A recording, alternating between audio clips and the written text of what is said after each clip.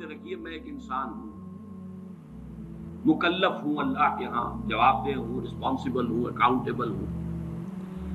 کچھ چیزیں مجھ پر وارد ہوتی ہیں، کوئی مصیبت آ گئی، کوئی تکلیف آ گئی، کوئی بیماری آ گئی، کوئی نقصان ہو گیا، کچھ ہو گیا۔ اب نوٹ کرنا چاہیے کہ اس کے کچھ اسباب ہوں گے، مادی اسباب ہیں یا کچھ اور لوگ ہیں، کسی نے میرے گھر کو فرض کیجئے کہ کوئی نقصان پہنچانا چاہا ہے، اس نے کام کیا ہے، کسی نے مجھے اٹھا کے پتھر دے مارا ہے، تو یہ سارے فیکٹرز ہیں، لیکن یہ شے بالفعل مجھ پر نہیں وارد ہو سکتی اگر اللہ کا اذن نہ ہو۔ لاکھ سارے اسباب و وسائل ہوں اور لاکھ ساری دنیا ہو، ایک حدیث میں الفاظ آتے ہیں کہ اگر جان لے حضرت عبداللہ ابن عباس، علم ان الامت لو اجتمعت، کہ اگر پوری قوم جمع ہو جائے کہ تمہیں کوئی فائدہ پہنچا دے، نہیں پہنچا سکتی مگر اس بات کا جو اللہ نے تمہارے لیے طے کر دیا،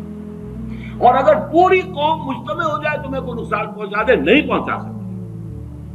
تو یہ اسباب و وسائل جو مجھ پر آ رہے ہیں، ان میں جو ہے فیصلہ کنشے اذن رب ہے۔ تو میں یہ بھی کہہ سکتا ہوں مجھ پر یہ اس کی لائی ہوئی مصیبت آ گئی، اور یہ بھی کہہ سکتا ہوں کہ اللہ کی طرف سے مجھ پر آیا، وہ خیر ہو یا شر ہو، بالقدر خیر ہی و شر ہی۔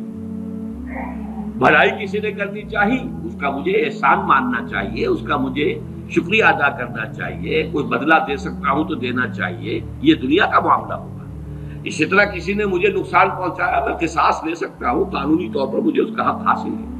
لیکن یہ جان لیجئے کہ یہ اچھائی یا بھلائی مجھ تک نہیں آ سکتی تھی بغیر اذن رب۔ تو اذن رب شامل ہو گیا نا،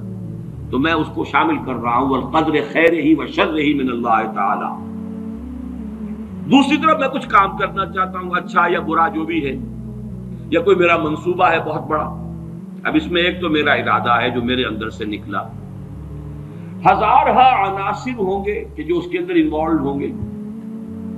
بہت سے مادی وسائل اس کے لیے درکار ہوں گے، اسباب نہ ہو جمع تو یہ کیسے کام شروع ہو سکتا ہے؟ اسباب کرے جمع، خدا ہی کا یہ کام، یہ عزم تیرا، یہ مجھے الفاظ پھر یاد آ گئے، وہ اکبر الہ آبادی کے، یہ میرے دروس میں اشعار بہت آئے ہیں، اب کچھ ذہن سے اوجل ہو گئے۔ یہ عزم تیرا سعی سے دمساز ہو کیوں کر، عزم تو ہے، عمل کیسے ہو؟ اسباب نہ ہو جمع تو آغاز ہو کیوں کر، اسباب کرے جمع، خدا ہی کا ہے یہ کام، طالب ہو تو خدا سے، تو دعا ہی کا ہے یہ کام۔ یہاں پر بھی ایک فیکٹر ابھی اکبر الہ آبادی کی نگاہ سے بھی اوجھل ہے۔ دیکھیے میرا ایک عزم ہے، میرا ایک ارادہ ہے، اس کے لیے کوئی مادی وسائل، کچھ لوگوں کا تعاون درکار ہے، وہ بھی اللہ کے کنٹرول میں ہے، اللہ چاہے گا تو آئے گا۔ پھر بالآخر کسی شے کا پورا ہو جانا آخری درجے میں پھر اللہ کے اذن کا طالب ہے، یہاں تک کہ حضور نے فرمایا کہ جو لقمہ بھی ابن آدم کی حلق سے نیچے اترتا ہے،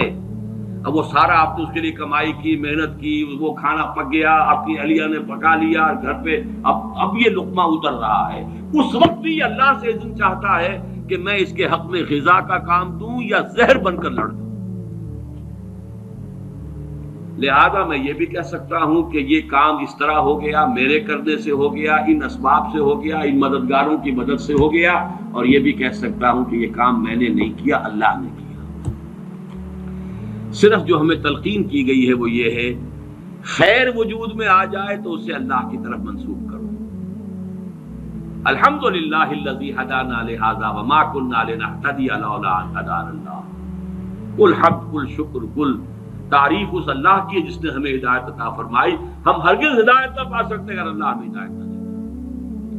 غلطی ہو جائے تو اسے اپنی جانب منسوب کرو، ربنا ظلمنا انفسنا وان لم تغفر لنا وترحمنا لنکونن من الخاسرین۔ شیطنت اس کے برعکس ہے، خیر ہے تو میری، میں نے کی،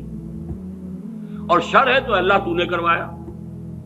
فبما اغویتنی، اے اللہ تو نے جو مجھے اغوا کیا ہے، تو اب میں ثابت کر کے رہوں گا کہ یہ آدم اس اکرام و تکریم کا مستحق نہیں تھا جو تو نے اس کو عطا کر دی۔ یہ ہے شیطنت، شیطانیت، اور وہ ہے آدم۔